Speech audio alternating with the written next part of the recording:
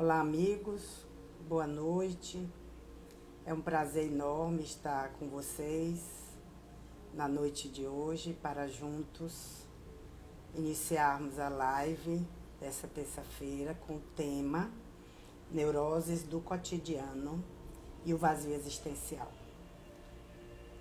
Inicialmente, vamos nos harmonizar com uma prece para que a espiritualidade amiga nos acompanhe, o Senhor Jesus nos proteja e nos ampare. Vamos fechar os olhos e preparar nossa tela mental, nosso campo mental para a bondade e o amor de Deus, para que Jesus nos abençoe. Pai de eterna misericórdia, nós te agradecemos a oportunidade de estarmos neste momento unidos, online, sintonizados no teu amor. Que a tua misericórdia, doce Senhor, nos ampare, nos abençoe. Permita que todos os corações conectados recebam a luz do teu amor, do teu psiquismo extraordinário, que traz para nós o amor incomensurável do Pai. Sê conosco hoje e sempre. Graças a Deus. Boa noite, meus amigos. Então, nós vamos iniciar nossa atividade de hoje. Nós vamos trabalhar hoje o tema Neuroses do Cotidiano e o Vazio Existencial. Essa palestra foi baseada em duas obras, especialmente.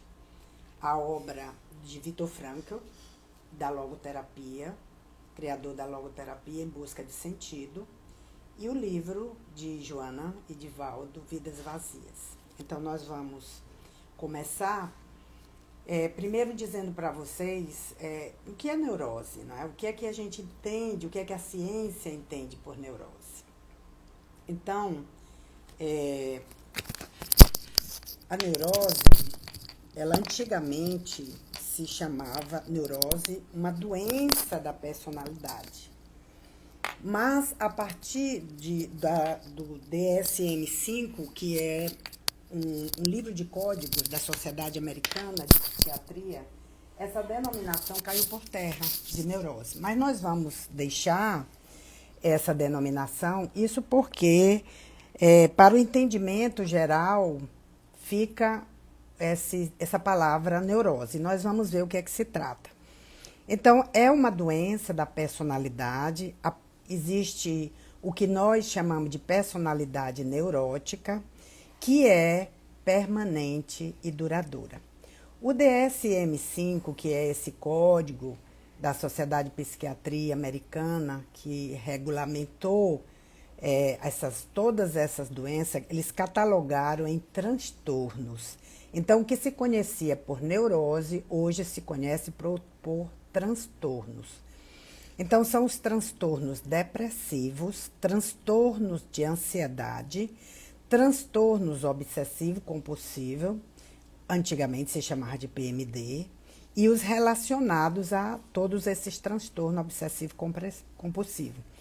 Os transtornos relacionados a traumas, e nós temos a síndrome, o transtorno pós-traumático, depois que a pessoa tem um problema, ela fica, depois que ela tem um impacto emocional muito grande, ela fica sofrendo muito, como se aquilo, quando ela lembra, estivesse acontecendo. Esse é um transtorno relacionado a traumas e estressores. Tudo que nos estressa, que tem um impacto grande em nossa vida, pode se transformar num problema grave e duradouro do nosso comportamento.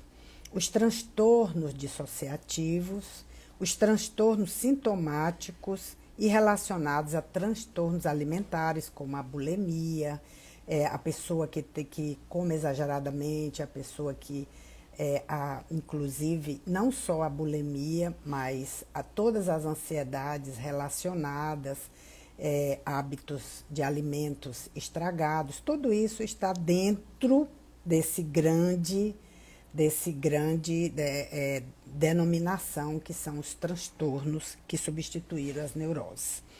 Então, em primeiro lugar, nós vamos compreender como é que se processa isso.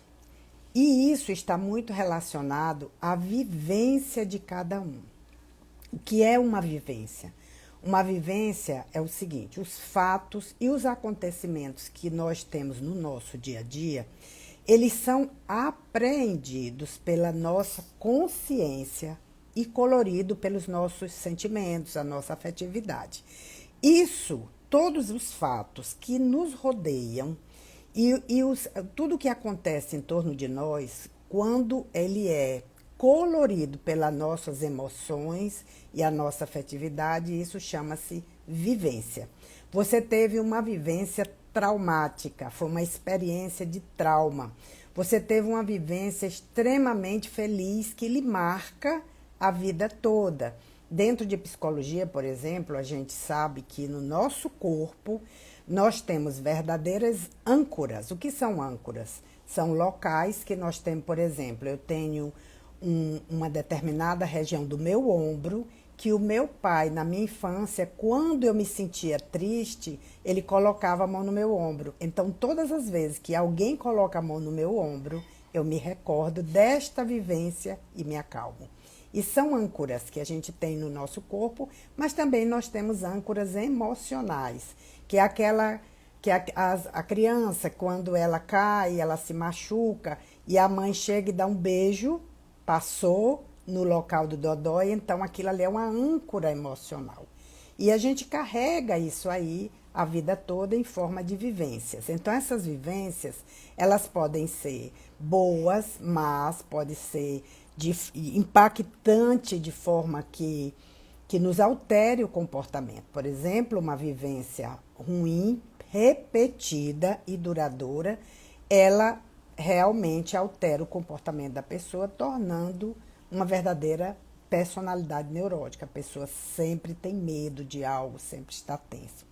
Então, essas vivências, elas determinam uma resposta emocional do nosso organismo em forma de sentimentos. Então, é aquilo que eu falei para vocês, quando eu me lembro que meu pai me acalmava tocando no meu ombro, aquele me dá um sentimento agradável de segurança, de proteção. Então, aquilo ali faz com que eu reaja dessa forma. Já outra pessoa que tenha tido no ombro, por exemplo, alguém que lhe pegava, uma criança que alguém, ou o pai, ou o tutor, ou alguém, uma tia, que pegava nele com agressividade no ombro, ele vai se lembrar de forma diferente. Ele vai se lembrar como uma vivência traumática. Todas as vezes que alguém tocá-lo, naquele local, ele vai se lembrar desse trauma da infância. Então, isso é a reação diferenciada, porque nós, seres humanos, somos muito, muito diversos, muito diferentes. E para que a gente entenda a personalidade neurótica, é importante a gente entender a personalidade normal e a personalidade anormal. Então, por exemplo, segundo Joana de Ângeles, ela diz que, do ponto de vista psicológico, a pessoa é um ser que se expressa em múltiplas dimensões, desde o seu conteúdo humanista, comportamentalista, existencial e os novos potenciais que a cada encarnação nós vamos adquirindo. Para a psicologia, para a psiquiatria, ele diz que a personalidade de cada pessoa, ela é um todo normal, alterada, que são as disposições pessoais, o arranjo dos traços interior do eu, a modelagem afetiva de cada pessoa ao longo da sua vida, no desenvolvimento da sua personalidade, a história biológica, a história de vida de cada um, a história existencial e as exigências adaptativas que a vida solicita. Veja como o ser humano é muito complexo. Acrescentando a isso, que nós temos o nosso conhecimento espírita, nosso conhecimento da pluralidade das vidas, nós somos seres multimilenários, imaginem vocês que cada encarnação que nós temos, nós guardamos, fazemos um backup daquelas vivências que podem ser traumáticas, podem ser vitoriosas, podem ser fracassadas, podem ser anormais, podem ser muito dolorosas, e isso nos leva constantemente, por exemplo, uma vida onde a pessoa sofreu muito, foi muito torturada, ela leva para outra vida, e se na outra vida aquilo persiste, e nós encontramos isso na obra de André Luiz, muito, quantos irmãos passam de uma vida para outra com resgates muito dolorosos que acabam levando a delírio e a loucura. Então vocês imaginem que numa nova existência, aquela pessoa que vem com a misericórdia de Deus, que é uma misericórdia, minha gente, o véu do esquecimento. Nós esquecermos que um dia nós prejudicamos alguém, que fizemos tanta coisa ruim, e que hoje, tendo essa consciência do bem, da justiça, do amor, nós condenamos se a gente lembrasse que nós fizemos isso, que vergonha, como seria doloroso. Então, a misericórdia de Deus nos dá o véu do esquecimento, para que nós comecemos como que uma nova personalidade. E nessa nova personalidade nós vamos concretizando o bem, o amor, a justiça, adquirindo um novo formato, uma personalidade mais forte, pronta para enfrentar aquelas dores do passado. Vejam como a misericórdia de Deus é imensa, que nos provê dessas possibilidades de crescimento. Porque todos nós, dadas essas vivências anteriores de vidas passadas, e a grande maioria, lembrem-se, nós vivemos num mundo de provas e expiações. A grande maioria de nós tem no inconsciente lembranças muito dolorosas, que não gostamos de lembrar, que muitas vezes, quando sonhamos, nós nos assustamos, acordamos e dizemos, graças a Deus foi um sonho. Mas muitas vezes essas lembranças, essas vivências dolorosas, fazem parte do nosso passado espiritual. Então, essa construção nos é auxiliada por Jesus, nos é auxiliada pela psicologia, pela psiquiatria. No momento atual, nós estamos num momento especial do planeta. Vejam a quantidade de pessoas que buscam melhorar-se. As lives, essa oportunidade que tivemos com a pandemia, do conhecimento ser acessível a todas as pessoas, isso é algo maravilhoso. Então, essas vivências, elas vão nos solidificando para que nós, como dizia Jung, possamos ter a nossa própria individuação, o nosso próprio caminho em relação ao self, a beleza espiritual que todos nós temos, a destinação de cada um de nós. Então, nós vimos de um modo geral o que é a personalidade, essa construção do todo. E o que é a personalidade neurótica? Quando um indivíduo age neuroticamente diante de eventos, de uma forma habitual, ele sempre responde daquela forma. Uma pessoa que tem medo de sair, por exemplo, medo de entrar em contato com as pessoas, medo de estar em ambientes abertos, em aglomerações, ele fica apavorado. Isso é uma forma de uma personalidade neurótica, porque ele responde àquela vivência de uma forma muito intensa e de uma forma conflituosa com ele mesmo. Então, quando o indivíduo reage neuroticamente diante de eventos de uma forma habitual, isso caracteriza o seu modo de ser e de existir, ele sucumbe aos conflitos atuais e remanescentes do passado. Isso é dito que estamos diante de uma personalidade neurótica. Vejam, a grande maioria de nós, imaginem tudo que nós já vivemos nossas vidas passadas, e temos muitas vidas passadas, nós temos, consequentemente, alguns traços dessas personalidades neuróticas, né? E isso nos ajuda, com certeza, o Evangelho de Jesus, essa caminhada, essa destinação maravilhosa nos ajuda a tratarmos da nossa personalidade doentia. Então, vocês certamente podem estar perguntando, mas qual que é o significado da vida, o significado de existir? Porque nós estamos vivendo um momento onde muitas pessoas, por conta da pandemia, exacerbaram essas vivências dolorosas, não é? Então, vocês podem estar se perguntando esse significado, qual a finalidade, né? Então, Joana nos diz, em poucas palavras, existir significa ter vida. É o elaborado evoluir da vida, do automatismo, dos impulsos, do ser primitivo, até as elevadas expressões angelicais que teremos, todos nós teremos. A aquisição de sentimento e razão nos faz cada vez mais valorizar a beleza da vida, né? Mas a nossa palestra, ela fala sobre a neurose do cotidiano. E o que é essa neurose do cotidiano? Voltando à expressão neurose.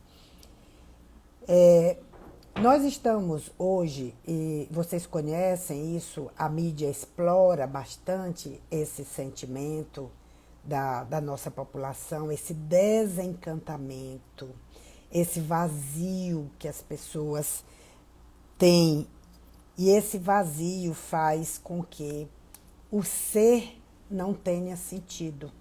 As pessoas vivem num cotidiano, e não só antes da pandemia, naquela rotina que fica sem saber qual é o sentido. Será que vale a pena? As pessoas perguntavam muito isso antes. Será que vale a pena correr tanto? Não é? E hoje, com a pandemia, fica isolado, as pessoas dizem, será que vale a pena viver nessa clausura? Vale a pena viver nesse medo? Então, exatamente, é essa neurose do cotidiano, que em toda época sempre teve, não é só na nossa época. Vitor Frankl diz que toda época tem a sua neurose do cotidiano. Nós tivemos grandes guerras no passado, nós tivemos outras pandemias, pestes, que isso leva a uma neurose. É essa neurose do cotidiano, que é uma neurose de massa das pessoas. E isso, quando a pessoa pensa que ela é um fantoche da vida, que está sendo levada para lá e para cá, à mercê das fake news, não é?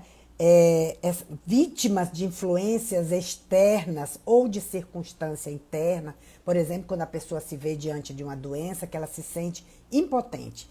É uma circunstância interna que muitas vezes ela não se preparou para enfrentar. Por isso que Jesus nos orientava que devíamos construir uma fortaleza interior, porque as agressões do externo e do interno, elas vêm para todos nós. Independente de estarmos trilhando as pegadas de Jesus, independente de estarmos na casa espírita, na igreja, no templo, todos nós temos débitos passados e nós não estamos isentos de quitarmos os débitos com as leis de Deus. Por isso que Jesus nos ofertou essa saída, essa grande lição, que é construir essa fortaleza interior. Então, a neurose do cotidiano é um sentimento de falta de sentido que resulta de uma frustração das nossas necessidades essenciais. Então, uma pessoa, por exemplo, meus amigos, que mora numa cidade grande como São Paulo, mora muito distante do trabalho, ela passa 3 horas no ônibus para ir da casa dela para o trabalho e voltar. Todos os dias a mesma coisa, enfrentando grandes dificuldades, o dinheiro não dá. Se a pessoa não tiver um sentido maior, ela sucumbe. Vejam a importância, e a importância da nossa live de hoje é essa busca do sentido, não é? E isso nos trouxe o Vitor Frankl com um livro muito, muito extraordinário, que eu indico que quem nunca leu, leia, Em Busca do Sentido da Vida. O Viktor Frankl foi um psiquiatra, ele era judeu, e ele passou por 4 campos de concentração na guerra. Então, ele trouxe esse pequeno livro que é extraordinário do ponto de vista que retrata para nós todo esse momento que nós estamos passando, porque a pandemia também trouxe uma verdadeira clausura, não é? Nós ficamos muito tempo enclausurados, muito tempo isolados, e ainda agora o isolamento emocional. Então, o vazio, isso leva a um vazio existencial, um vazio a ponto, minha gente, que muitas vezes tem pessoas que dizem, de que adianta? Será que não é morrer logo antes de pegar essa doença?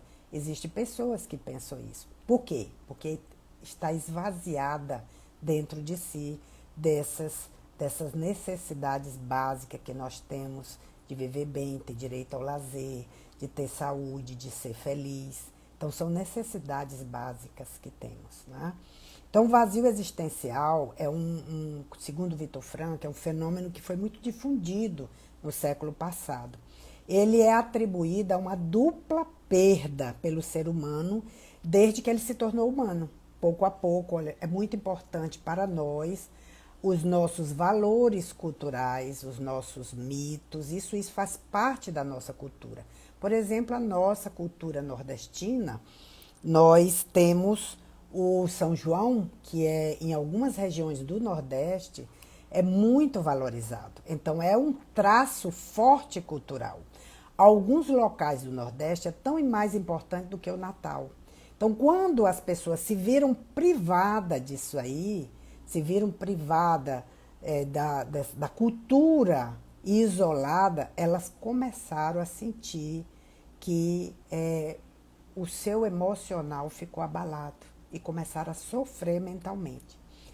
Isso porque essas tradições culturais, elas apoiam o nosso comportamento. Vocês se recordam na infância as cantigas de rodas, as brincadeiras, que hoje as nossas crianças atualmente não têm mais essas brincadeiras. Vejam como quem participou disso, como isso foi importante para a sua vida, como fez parte esse traço cultural. Quando você se recorda como foi sua infância, uma infância feliz, de brincadeira, de bola de gude, de casinha, de bonecas, você se sente feliz por se lembrar. Isso é um valor cultural que você tem. E é como se fosse assim um refúgio que lhe fortalece a personalidade. E hoje, como isso vem diminuindo com uma rapidez extraordinária, a ponto que muitos países, por exemplo, nos Estados Unidos, a família se reduz a pai, mãe e filhos. Já não tem mais aquela grande família. E isso também influencia a saúde mental das pessoas. Nós precisamos uns dos outros. Então, às vezes, a pessoa ela não sabe mais sequer o que ela deseja fazer. Não é? Fica indecisa, inseguro, e isso leva ao vazio existencial. E às vezes a pessoa deseja fazer o que os outros fazem, é o que está acontecendo nas redes sociais. A pessoa ela se conforma em todos os dias ver o que está acontecendo, em colocar, se fazer selfie, em colocar o que ela também é feliz, embora por dentro esteja triste, não é? Então a Maria vai com as outras, é esse comportamento, a síndrome de comportamento de manada, que as pessoas fazem o que os outros fazem. E aí, qual é o que nós devemos fazer? Nós precisamos muito ter cuidado com o nosso equilíbrio emocional. Cada um de nós tem valores extraordinários dentro de si. E se você for mergulhar dentro do seu próprio ser, você vai descobrir esses valores, as belezas do seu espírito, as belezas do seu eu. Então isso, quando a pessoa ela se afasta de si própria, ela tem baixa estima, tem uma dependência emocional dos outros, passa a ter essa personalidade neurótica que eu havia falado para vocês. Então, quantas pessoas hoje têm esse vazio existencial? Muitas. E muitas vezes, hoje, graças a Deus, nós estamos melhorando cada vez mais E hoje nós já temos contato com as pessoas, nós tivemos as nossas reuniões presenciais, como é importante esse contato com o outro, não é? A oportunidade de lazer, isso faz parte do nosso equilíbrio emocional. Então, o vazio existencial, ele é principalmente um estado de tédio, uma melancolia que a pessoa tem. Schopenhauer, ele dizia que, aparentemente, a humanidade ela está fadada a oscilar eternamente entre dois extremos, a angústia e o medo. E não existe outra alternativa a não ser seguir os valores espirituais para que nós tenhamos um sentido da vida, né? Então, a pandemia e isolamento, ela trouxe isso, e o Viktor Frankl, que era além de professor de psiquiatria e neurologia de Viena, ele foi sobrevivente de 4 campos de concentração, ele fala de cátedras sobre isso, ele nos fala que esse nada mais que essa nulidade, o niilismo, ele chama atenção para o perigo dessa doutrina do niilismo, que é uma visão cética, radical, pessimista, de aniquilamento dos valores e convicção. Né? Então, as pessoas acham que estar muito pé no chão, muito segura, mas algumas personalidades, como falei antes para vocês, que algumas pessoas que já trazem um sofrimento muito grande do passado, diante dessa negação, elas afundam cada vez mais. Né? Então, é muito difícil para a pessoa não ver uma luz no fundo do túnel, não descobrir algo mais, né? Que além daquilo tem um sol que brilha. É muito importante isso para todos. Então, a teoria de que o ser humano não é nada mais não é nada mais do que condicionamento biológico, psicológico, sociológico do meio que ela vive, produto da hereditariedade, ela deve ser refletida porque somos muito mais que isso. Nós temos uma capacidade extraordinária de crescer, uma capacidade de sobrevivência. Nós somos uma espécie sobrevivente e vitoriosa na Terra. Então, são essas, mesmo nas piores condições, nós temos uma resiliência capaz de ultrapassar dificuldades. Né? E todo mundo tem essa resiliência, alguns mais que outros, mas todo mundo tem. Mas o mal da nossa época também, esse vazio existencial e o excesso de tempo livre, ele tem que ser avaliado, revisto, refletido, porque quando nós temos excesso de tempo livre, a nossa mente ela se incomoda, porque nosso corpo físico, que é muito músculo, ele é feito para trabalhar, nós crescemos continuamente num trabalho operoso, perdão. Então, quando nós nos damos a preguiça, segundo o budismo, é um dos fatores que faz com que o ser não cresça, não evolua, não se enriqueça. Né? Então, essa angústia também de trabalhar excessivamente também é exagerado. As pessoas que são workaholic também é o exagero, também faz com que a pessoa se deprima, porque vem a síndrome de burnout. A síndrome de burnout, ela é aquela pessoa que trabalha exageradamente, é como se as forças dela se esgotassem. Então, isso é demais. Nem tanto, nem tão pouco, né? Tanto é que Viktor Frankl chama da neurose dominical. O que é isso? As pessoas trabalham muito durante a semana, muitas vezes a pessoa trabalha até para esquecer os problemas, e quando chega no final de semana, que é a mesma coisa da pessoa que sai de férias, trabalha tanto que quando ela entra de férias, quando ela entra no lazer, ela fica com saudade, porque entrou de férias, tem saudade do trabalho. Então, nosso corpo, ele é preparado para a guerra e para a paz. Então, nós precisamos aprender a usufruir, a desfrutar os momentos de paz. Então, a crise do aposentado, do idoso, tudo isso faz com que a pessoa se sinta inútil. E é importante que a pessoa que vai entrar numa nova fase de vida, por exemplo, o aposentado, ele se prepare para novas atividades, porque nós vivemos sempre mudando. É da nossa natureza mudar. E sempre crescendo, buscando coisas novas. O nosso cérebro tem uma neuroplasticidade extraordinária. Então, quando você aprende uma língua nova, quando você aprende algo novo, quando você tem novos relacionamentos, pessoas com capacidades diferentes, conhecimentos diferentes, tudo isso lhe faz crescer. Então, a gente, enquanto vivo, nós estamos sempre crescendo, sempre aprendendo algo, sempre aprendendo uns com os outros.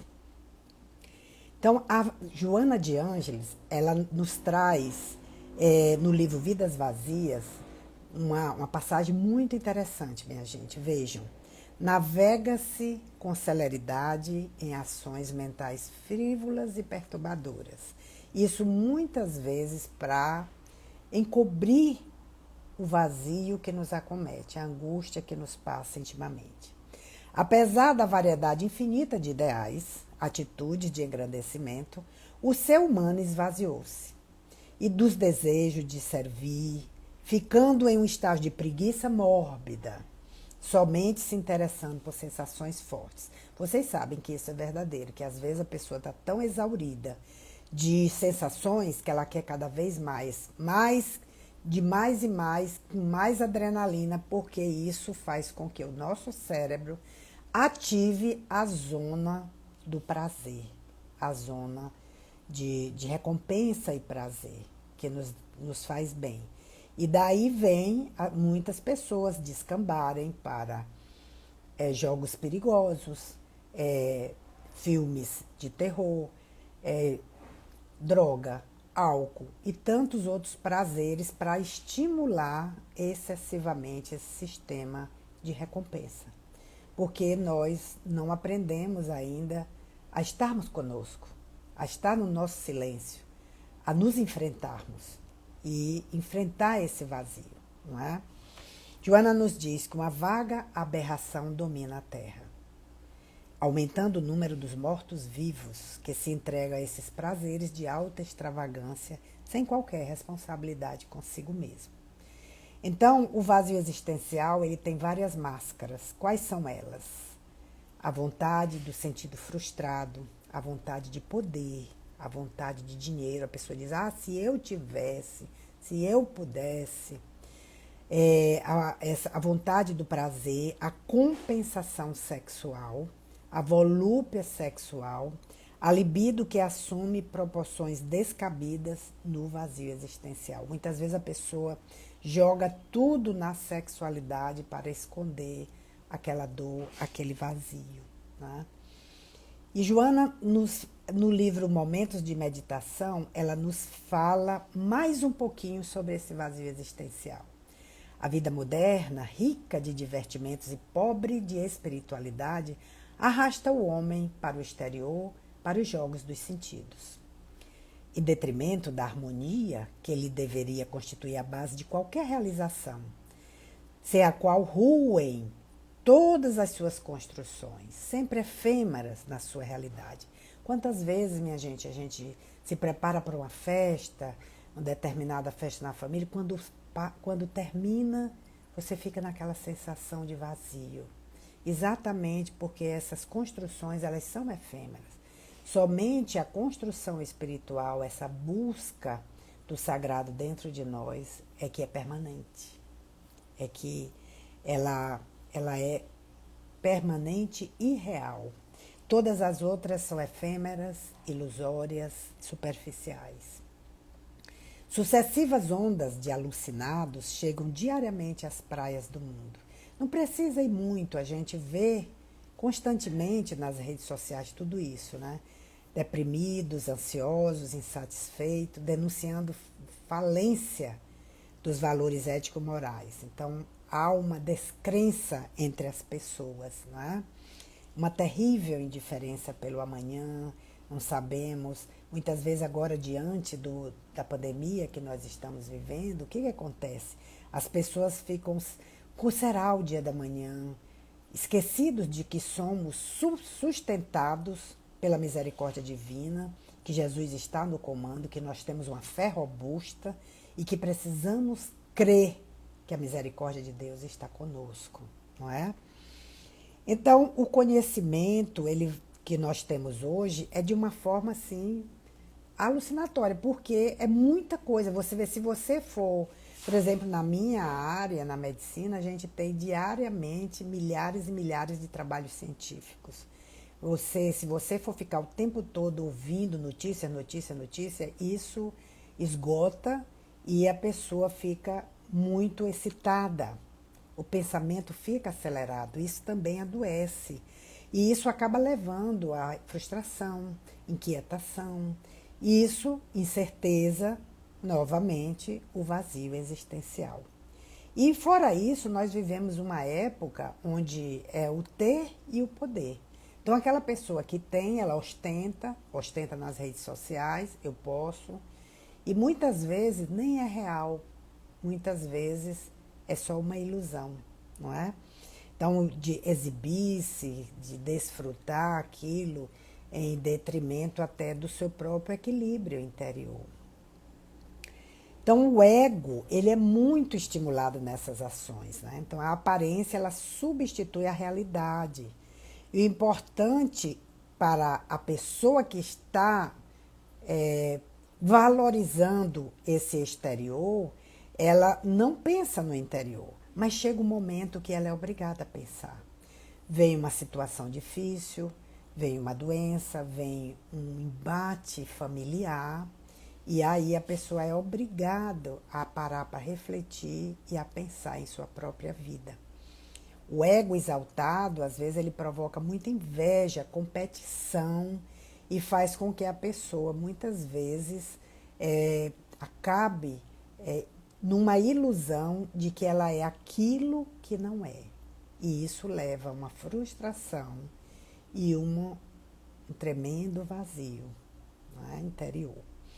Então, isso acaba levando a patologias, como nós vimos, as patologias do comportamento, patologias sociopatias, patologias de desequilíbrio da personalidade, pessoa que tem uma personalidade narcisística, ela quer ser o centro das atenções, o dela é melhor do que todo mundo. Isso são comportamentos patológicos que nós acabamos desenvolvendo quando nós queremos ser o centro da atenção. Nada mais é do que aquela criança que não amadureceu e que muitas vezes foi muito estimulada de forma errônea pelos pais que, por sua vez, também não tinham condições de orientar essa educação moral, essa educação para o futuro, para o mundo real, não é?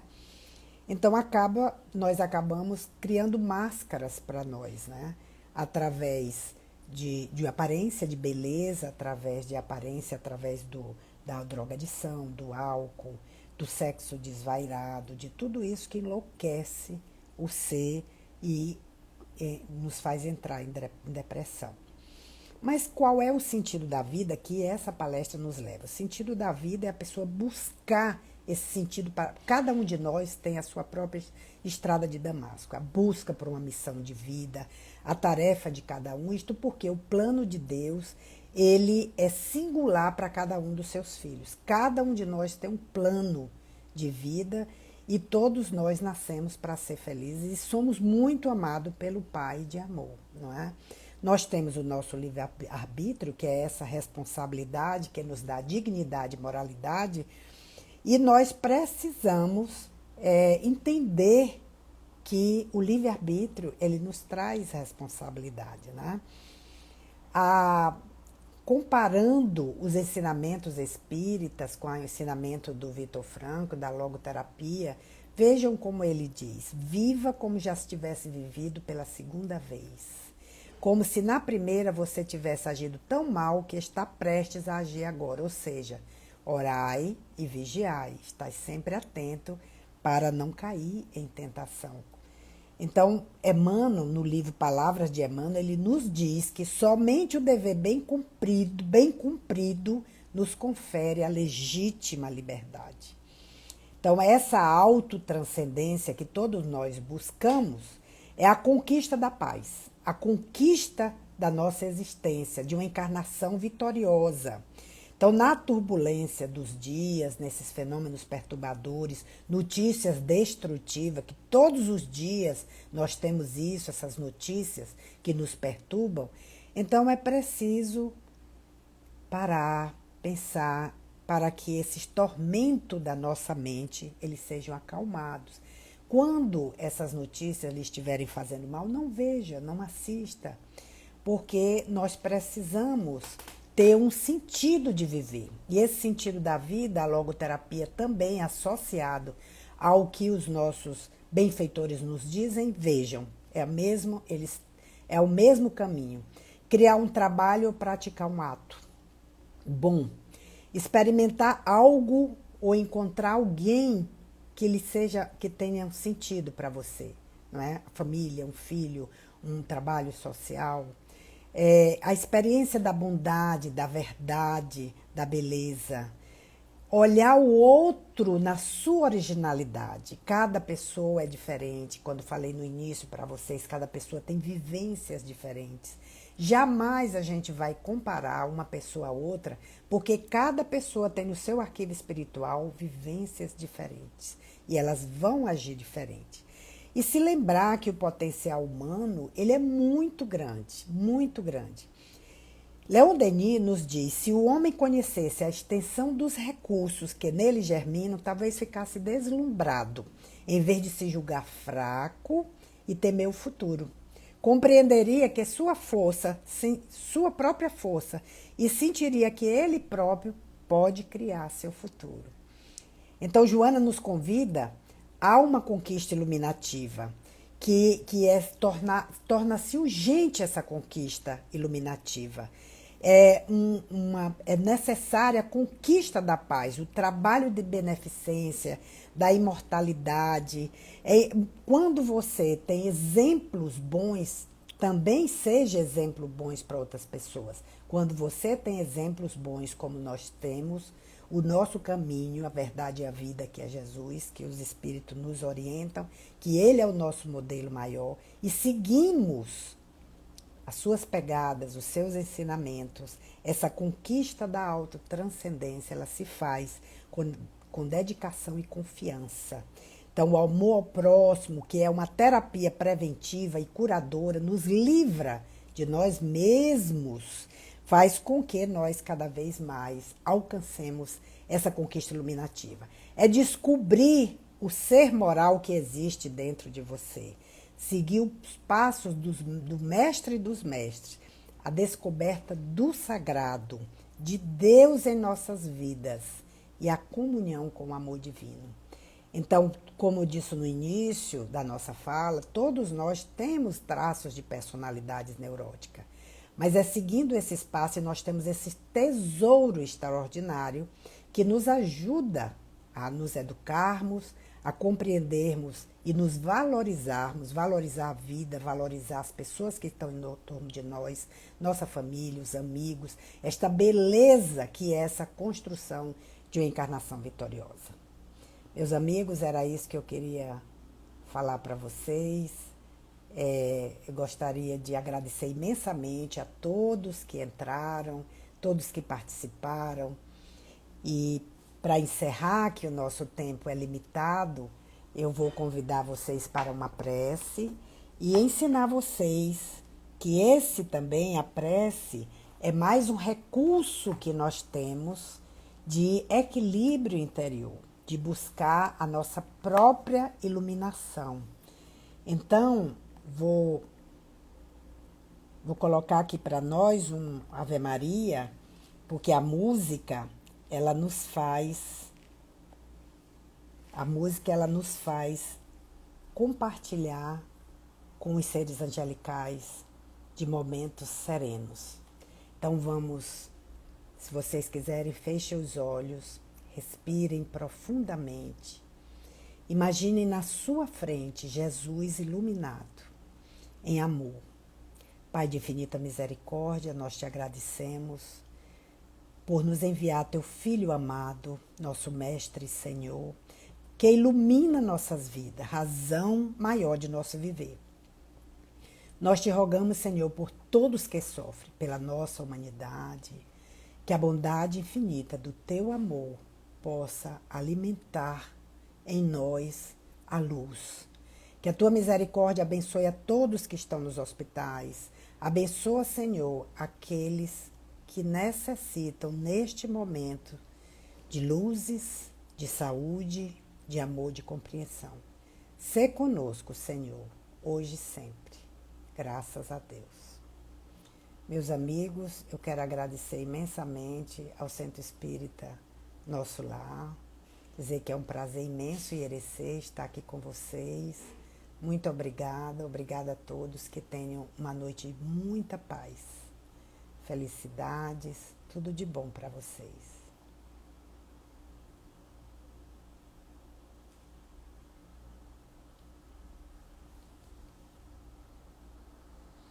Grande abraço.